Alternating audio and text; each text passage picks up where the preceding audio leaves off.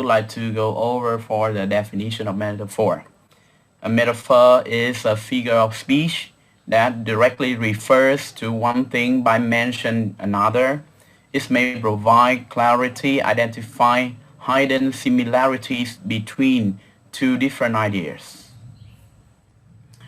Or in another way, it can be understood as a word or phrase for one thing that is used to refer to another thing in order to show or suggest that they are similar, or an object, an activity, or an idea that is used as a symbol of something else. Now move on to the next part. We discuss about ideational metaphor. There are 3 steps for interpreting the clause in ideational function. First is the selection of process type, including material, mental, relational, with their various intermediate and secondary types. The second step is that configuration of transitivity function as an actor or goal or sensor manner and so on, which are representing the process, its participants, and any circumstantial elements.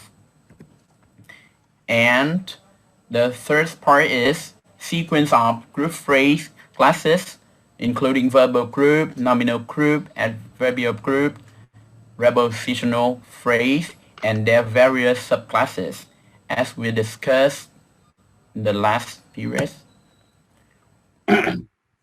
Some overview of ideational metaphor. In terms of language, knowing a typical ways of saying things is a part of knowing a language. And typical here means the ways you first learn to say something in your mother tongue, or the way it is more commonly said, or the way it is said in the absence of any special circumstances. And the congruent form, we should know about this phrase. Congruent form is what speaker recognize as a typical pattern of wording. A further dimension of metaphor present within a language itself. And recognizing what is congruent means recognizing where the typical pattern has not been used and the speaker or the writer has chosen to say things differently.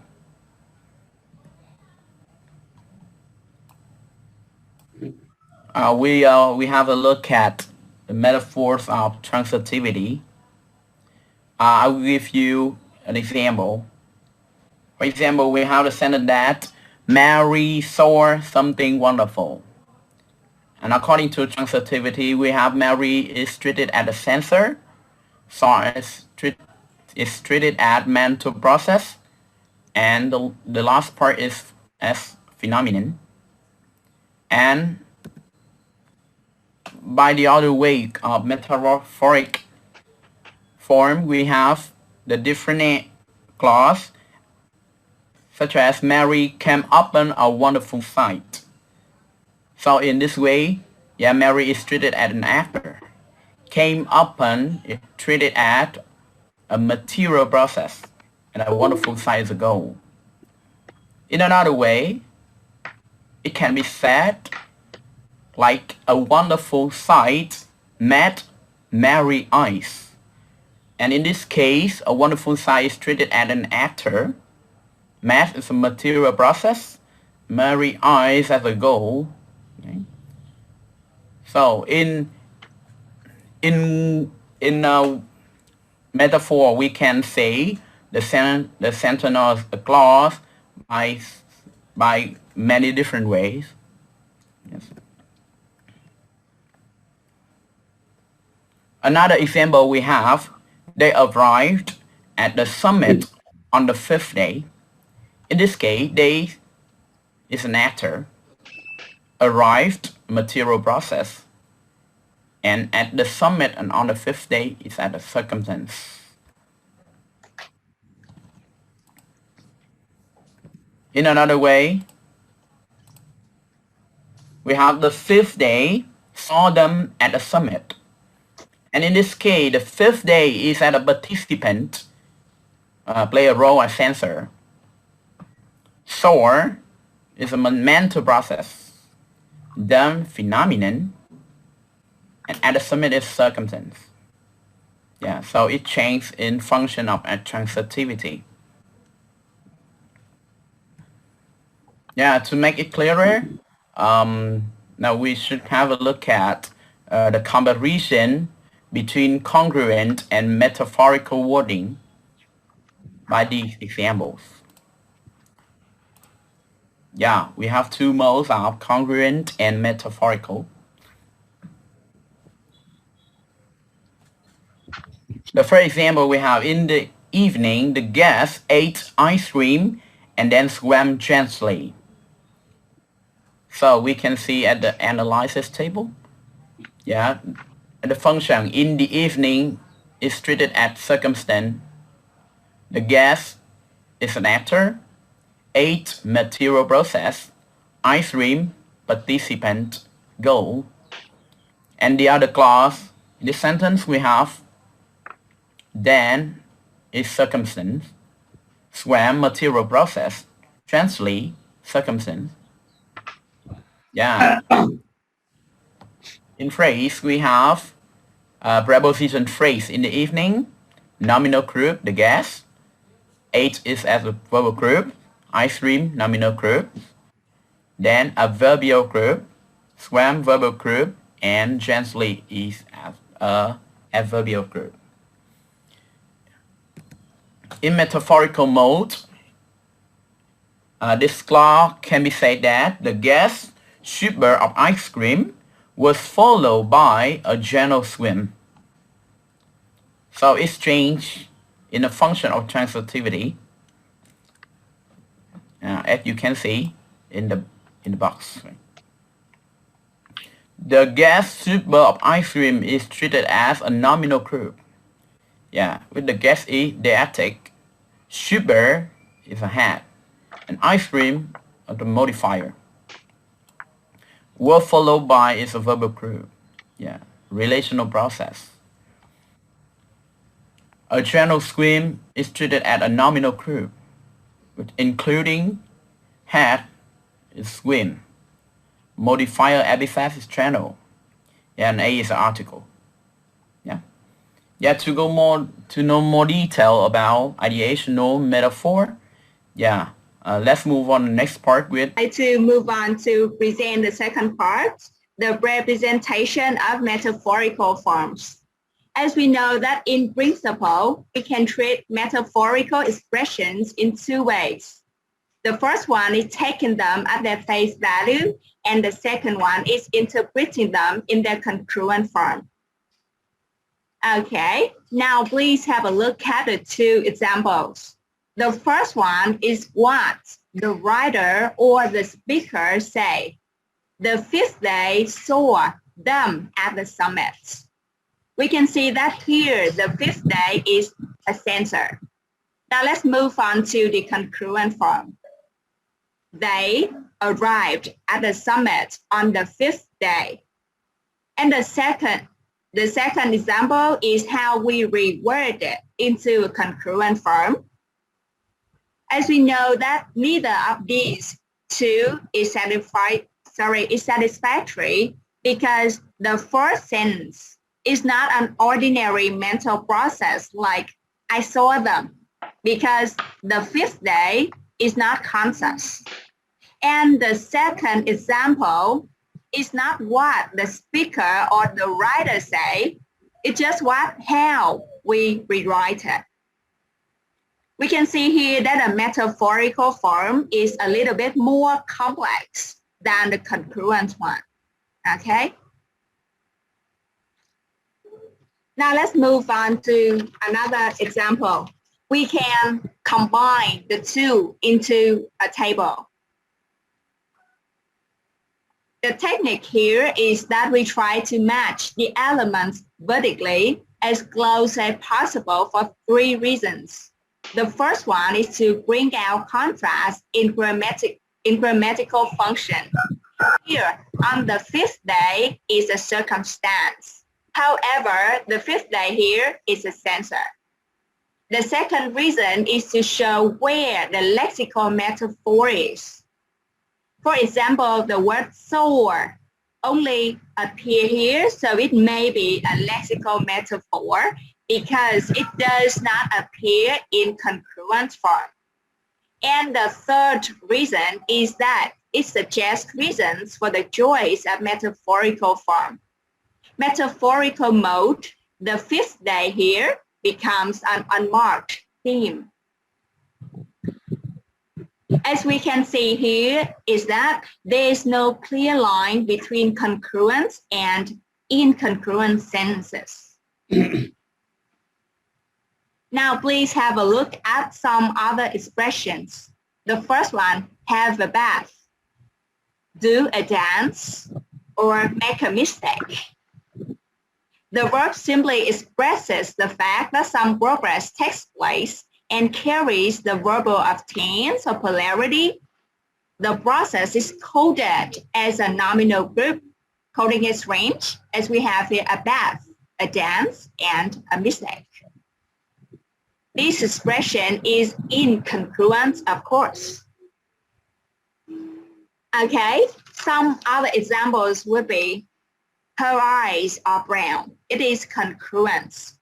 And for the incongruent form, she has brown eyes. His wrist is broken, and incongruent form, he has broken wrists.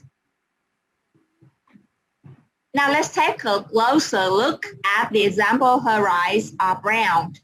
Here we can see that her eyes is a carrier, and the sentence is in relational process for the congruent form. However, when we reword it into metaphorical form, it will become she has brown eyes. We can see here that we have another nominal group here. And usually the metaphorical forms, as far as I am concerned, it will follow the structure nominal group, verbal group, and then nominal group again. Another example would be, they danced in Hungarian style. It is a congruent form.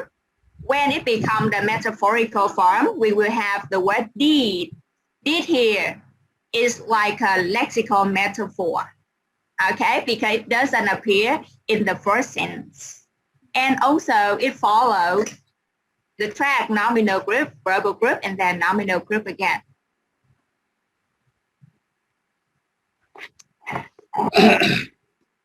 Now we can combine the sentence that Mr. Vin just said before.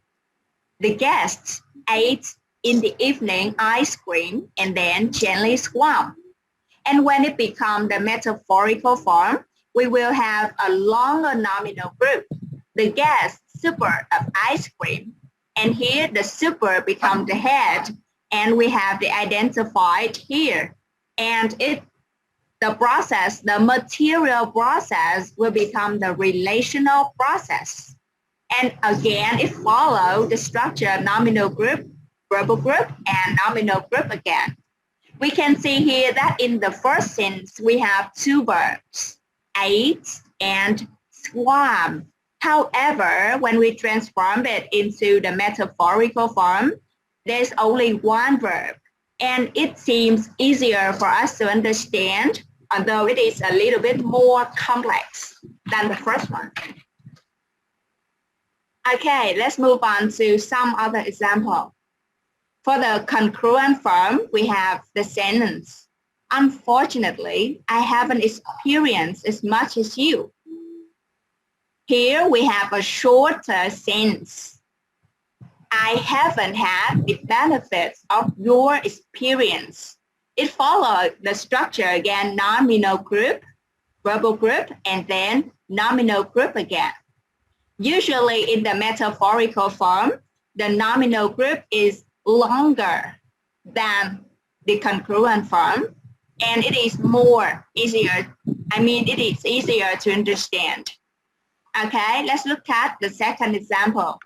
his income is large enough for him to be able to live comfortably. And when it becomes the metaphorical, it is shorter. He has a comfortable income. Okay, and the third one, because technology is getting better, people can write business programs faster. Okay, we can see that here we have the first verb is getting and the second one can write. However, in the metaphorical form, we only have one verb. Advances in technology are speeding up the writing of business programs. We have the longer nominal group. Okay, the next one. One can walk along different tracks, some shorter and some longer. And when it becomes metaphorical form, it is shorter. The tracks offer a range of walks of varying length. We can see that the nominal group here is very long, much longer than this one. Okay? So we call it grammatical metaphor. And let me do a quick warm-up about the metaphor that we have just came up with this morning. Okay, so there are two factors that determine the metaphor, which is the written form and the spoken form. But before we start with this one, let's take a look at the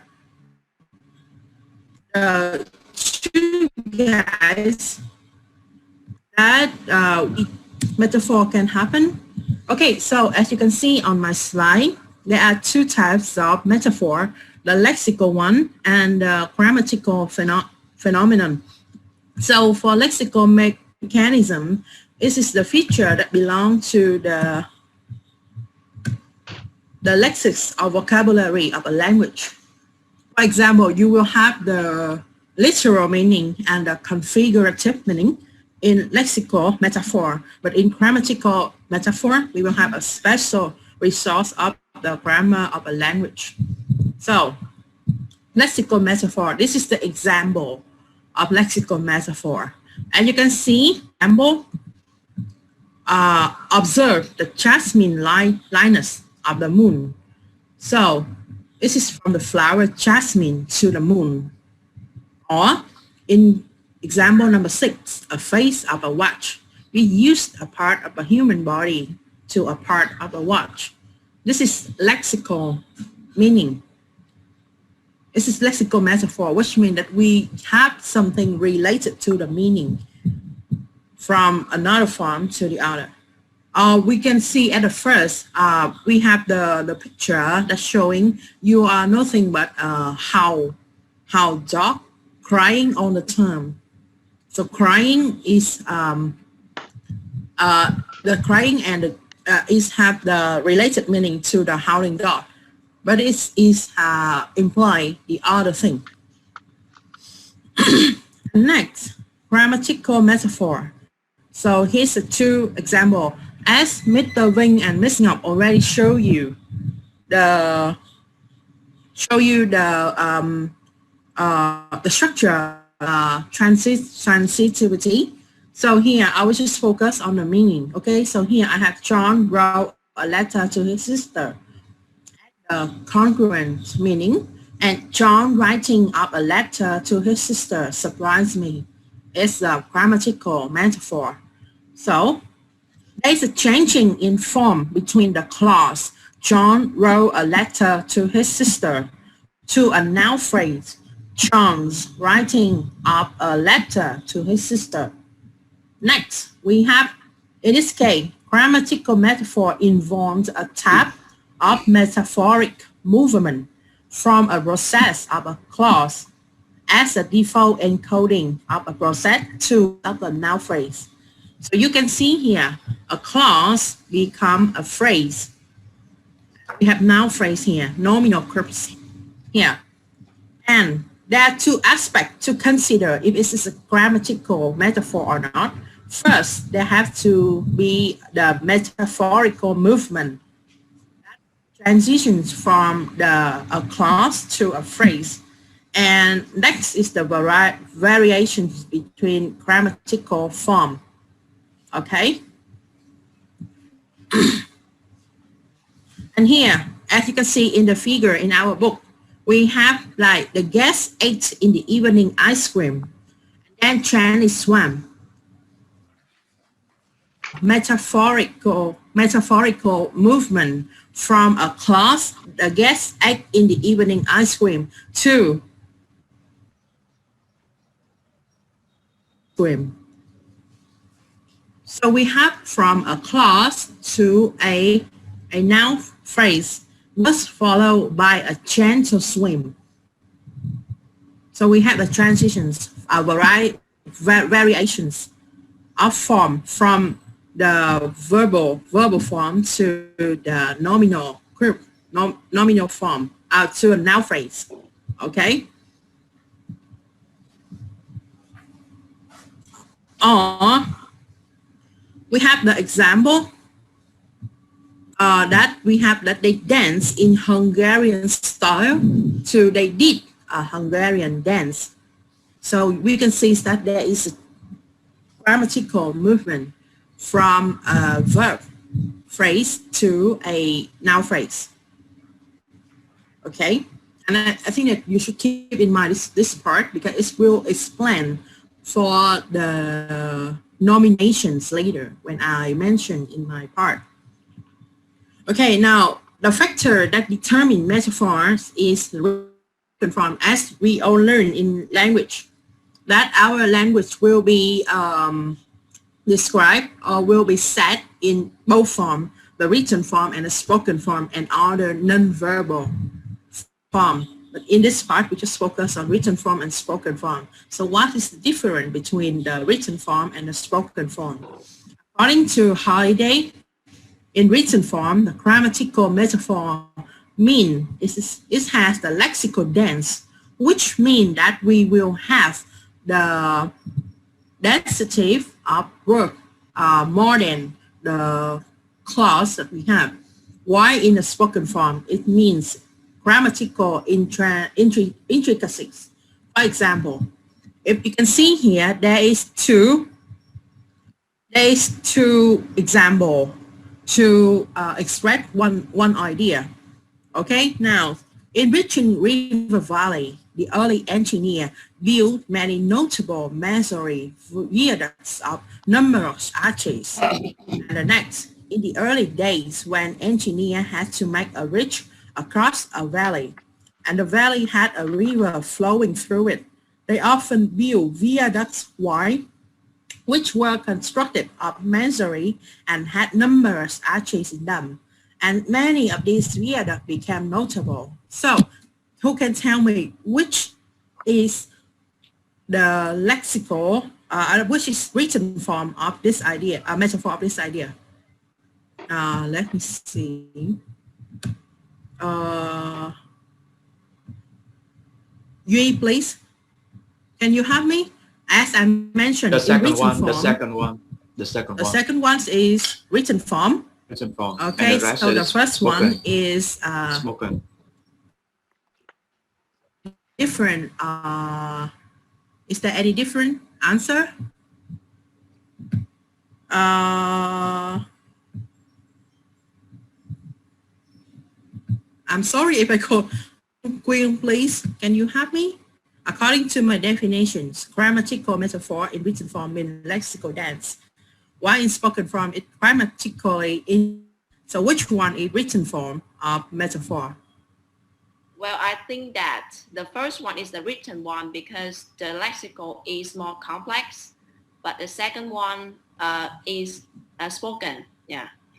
Yes. So, okay, so we have two different ideas here. Mr. Yui said that the first one is the spoken one and the second sentence is the written one, while Miss Quinn say that the first is written one and the second is spoken one. So in this part, I already mentioned, in written form, we focus on lexical dance, which means we will have a numerous of vocabulary of group of phrases, while in the spoken form, we will have like a lot of clauses in a sentence.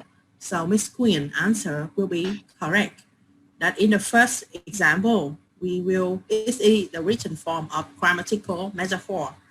And the second one is the spoken form. Okay, may I speak Vietnamese in this part because it's a little bit hard for you to understand. Okay, cái phần mà ẩn dụ mà ngữ pháp á, nếu mà mọi người để ý á, là nên viết thì họ sẽ tập trung vào cái cường độ từ vựng xuất hiện trong cái câu đó, trong khi cái dạng mà nói á, thì nó sẽ được diễn dịch ra bởi nhiều cú, và cái mức độ cái cú của nó sẽ có mức độ là phức tạp khác nhau. Như vậy mọi người nhìn như ví dụ mọi người sẽ thấy nè, cái mà in reaching River Valley, the early engineer built many notable measure viaduct of numerous arches. Mọi người thấy là cái cường độ mà cái noun phrase á, nó xuất hiện rất là nhiều. Mình sẽ có nè, thứ nhất là in reaching River Valley là một nè, the early engineer là hai nè, many notable measure viaduct là ba nè, rồi viaduct of numerous arches nữa là 4 nè. Tức là mọi người thấy là một cái câu đó mà họ đã sử dụng tới 4 cái noun phrase trong một câu rồi. Trong khi ở câu dưới mọi người sẽ thấy nè, nó là được diễn dịch cái ý, cũng là cái ý như thế trên, nhưng mà người ta sẽ diễn dịch thành cái clause, diễn dịch thành cái câu, thành các cú, tức là in the early day when engineer has to make a bridge across valleys, là nó có là it's a complex sentence này. And the valley had a river flowing through it, là nó có thêm một cái independent clause follow sau nè. Rồi phẩy, they often build viaducts, là mình có một clause nữa nè. Rồi which were constructed of masonry and had number follow để bảo vệ cho cái, rồi chấm phẩy, rồi mình sẽ có thêm một cái independent clause, and many of these viaducts became notable.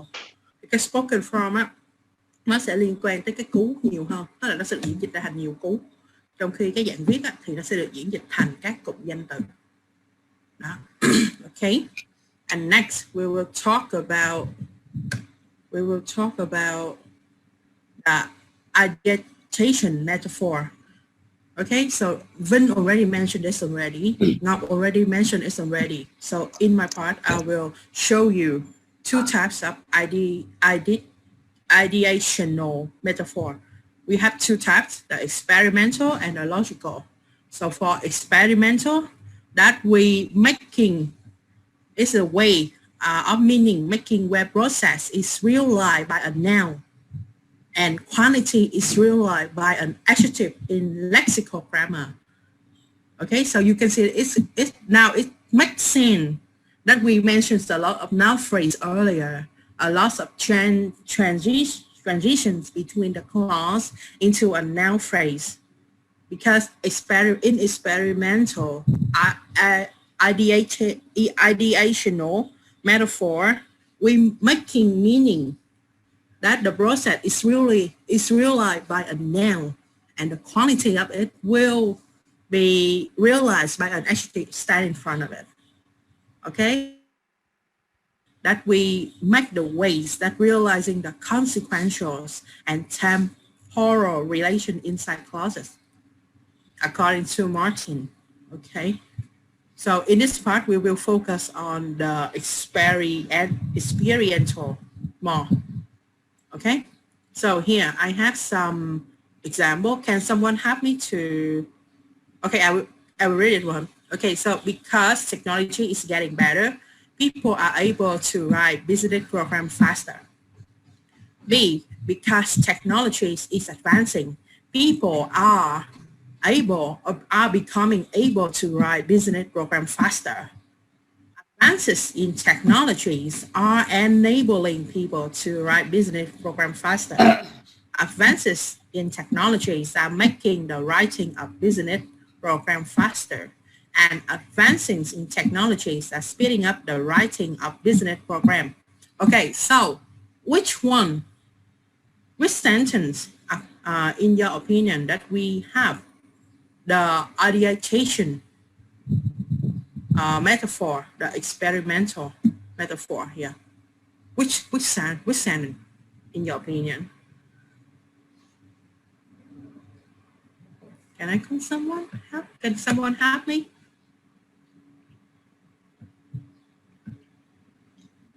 Can we choose more than one answer? Yes, Miss Jung. Yes. Can we choose more than one answer? Yes. Yes, you can. So, according to you, experimental means that we that related to the use of adjective and nominal clause, right? Yes. Am I right? So I think that the last three sentences may be the experimental. Maybe experimental Yeah. metaphor, right? Mm-hmm. Because we have a transitions from a class because technology is getting better and because technology is advancing, then we change it into a now clause, right? But in the last three sentences, we have different way to express our idea, right? So which one, in your opinion, that have the closest form of experimental? The last one. The last one, exactly. That, if you can see, the whole 5 sentence here extract one idea, but the last one is have the now. It has a let me. It have the it is realized. The process is realized by a noun. That we have the advances in technologies, and we have that the quality is realized by an adjective in lexical grammar. So you can see here the last sentence we have the making able to write business program faster. We make it into the verb and followed by a noun phrase. And advances in technology that we have because the technology is getting better, we have the advances in technology. So the last sentence is the experiential, metaphor, okay? So in the example, this illustrates how experiential and logical meaning become more metaphorical.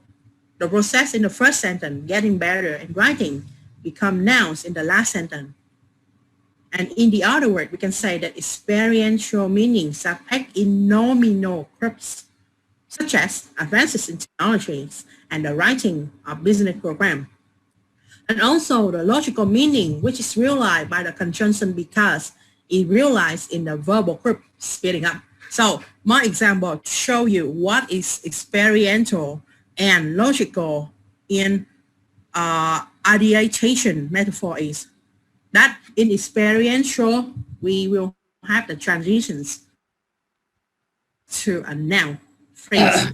And for logical, we have that the conjunction because will become a verbal group, which is speeding up in the last sentence. Okay? And the main functions of, we're talking about nominalizations. So the main function of nominalizations is objectify the processes quality, which means this satisfy the experiential annotations metaphor and making them amenable for further grammatical operations. So according to Chambers, characteristics of nominalizations is that information density. Okay, so the nominalization is the most powerful source, so I talk about it later, but here we have like the is impaired by alcohol. We will change it into a noun phrase, alcohol impairment. The verb impair here change to the noun impairment. Okay, and they allocate an extra packer. It's changed to the allocations of an extra packer. So here we make the clause into a noun phrase because according to